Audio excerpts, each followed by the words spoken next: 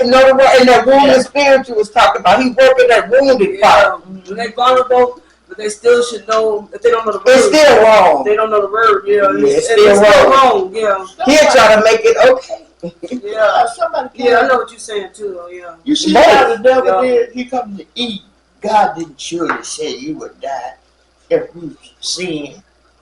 You bite that out. And you go. Well, it really wasn't an apple. But you know what?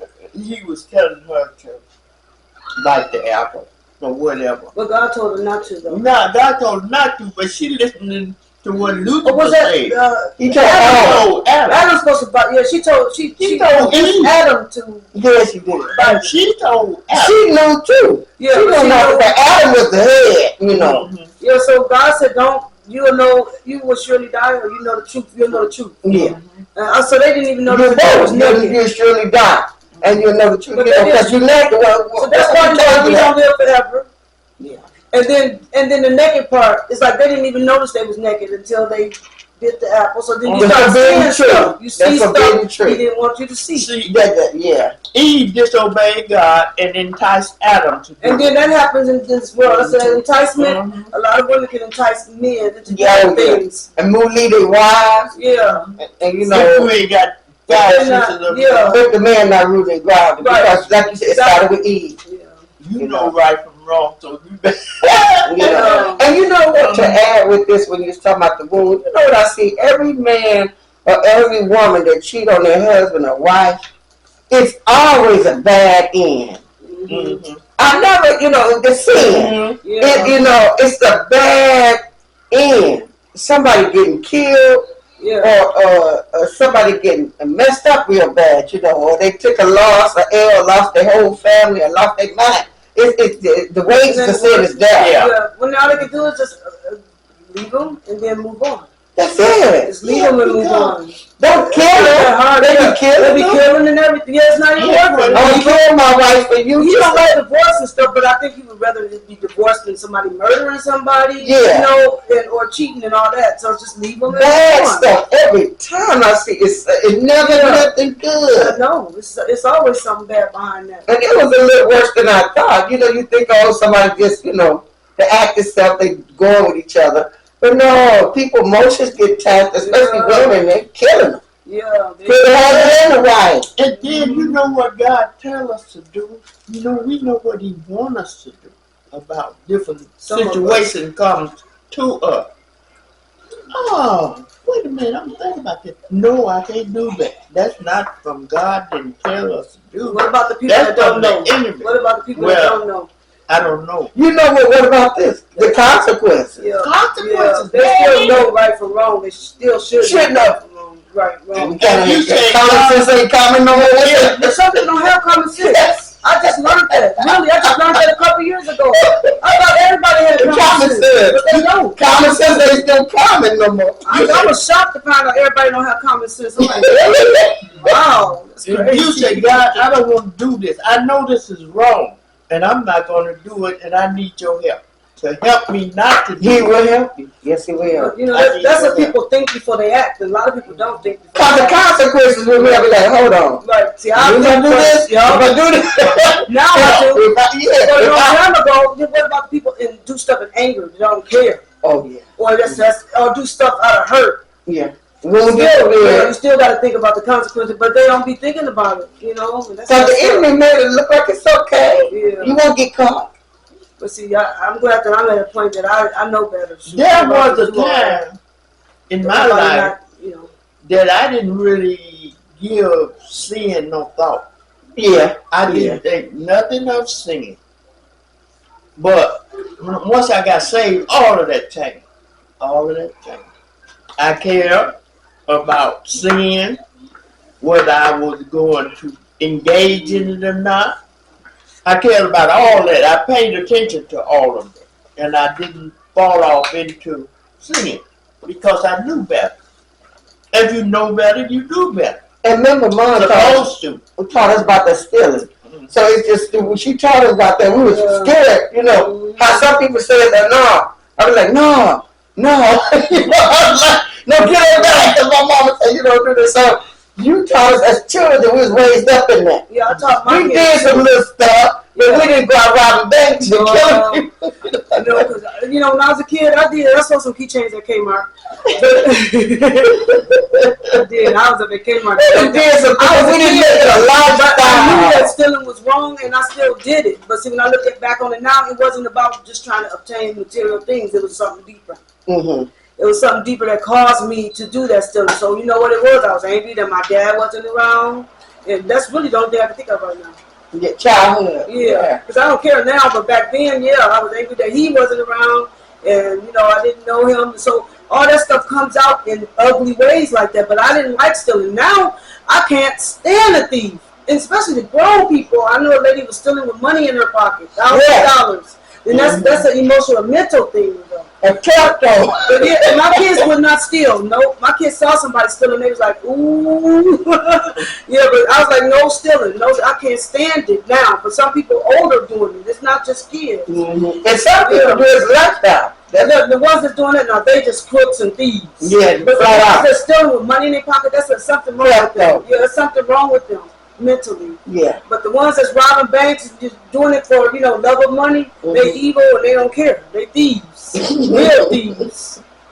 But yeah, that stealing is that's not. But our mother taught us that you don't do that, and that and then she put that fear in us, and that made us even if we did something, we knew later on we like I gotta stop this because we be getting scared. Yeah, and consequences. There was consequences behind the Kmart thing and breaking in that school. We didn't steal in school. We just had fun. The kids, we do something. Mom had Uncle Bill coming with him. Uncle Bill he didn't even hit me hard. He was just tapping lightly. But she still took action though. But yeah, that's good to have. And that's the last time I stole anything. To raise us up like that. What if we wasn't raised like that? It's okay. Yeah, because a lot of people think it's okay, and it's not. Stealing, I can't stand it. And they're doing a lot of that now. They steal too much. They can't do their job for stealing. Yeah. They don't even care. They don't care. You know what makes me mad though? The most with the people that's stealing at work, well, they ain't paying me enough anyway. It's like, go get another job. You see that man? Get another school. Get some more degrees, do something, but they don't give you the right to just, shake. Yeah, they don't pay me enough. I mean, I know how they be thinking because I be seeing it. They don't pay me enough, and it's crazy. Or they don't want to do their job right because they feel like they ain't getting paid enough, and they need to go get another profession. I can't stand that stealing, but even as a kid, I saw people getting groomed to steal in like mayor type of thing. It wasn't Mayor Young, but people that's in those positions. They was teaching, showing people, to steal because they were. And they get set up. Yeah, and I saw that even as a kid. I'm like, wow, everybody's stealing, and they teaching other people to steal, how to steal. And that's all they do now, steal. How you gonna teach somebody not to steal if you gonna steal yourself? And that's why we're in a place right now where so many people, they steal so much. It's awful. It's awful. And sometimes it's a way of life. I'm glad I know it's different. Yeah, I'm glad that I'm not in that boat. That's awful. It says spiritual warfare refers to the ongoing conflict between believers and spiritual forces of evil. Emphasize the need for reliance on God and His armor to combat these unseen adversaries. Definition and nature of spiritual warfare. Spiritual warfare is a concept rooted in Christian theology describing the struggle between good and evil that occurs in the spiritual realm. It's not merely a physical battle, but involves spiritual forces that seek to influence and disrupt the lives of believers. The Bible highlights this conflict, particularly in Ephesians 6:12, for we wrestle not against flesh and blood, but against principalities, against powers, against the ruler of darkness of this world, against spiritual wickedness in heaven. This verse underscores the true battle is against spiritual entities rather than human opponents. That's where people get wrong, upset. We coming against the spirit. They think we coming against them. Well, you know what? It goes both ways. Because I see a lot of people, especially old people, they're around my age, but they old, and they come against me. I don't even talk to them. I don't know them. And it's gotta be because God's here. Because it's like, why is this lady always in the laundry room, even at 2:00 in the morning? She come in the laundry room. I was hiding in the corner just to see if she would come in while my clothes was drying, and yes, she came in.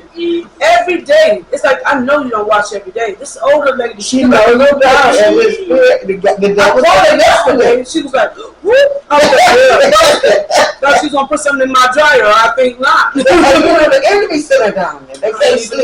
You know what I heard? They can't sleep unless they do something bad. Yes. Well, I know it. I went down at 2 in the morning, and she come in like she hopped out of the bed, looking awful, looking through the door. I was like, "Can I help you? What's going on?" I'm trying to see if so and so, but no, she was watching me. Because they watch me all the time. It's an older lady around there watching me all the time. When I'm in that laundry room, she's somewhere around. The enemy sitting her down there. I'm tired of her. It's got to be the enemy. So that's another thing. You know, that's like the opposite of what we was talking about as far as the spirit. I'm getting too off track here. But it goes that way too. You know, that they see the God in you and they turn it against you. I don't even know these people. I mean, every time I turn around, somebody is harassing me at that place. And because it's the God, and God tells us that. I dropped some water yesterday, and this lady, excuse me. I'm like, I dropped a bottle of water, and you said, excuse me, like I done bumped into her. And that's the devil enemy in her. That he said there's a wickedness. Yeah. So, yeah. Because you ain't done that.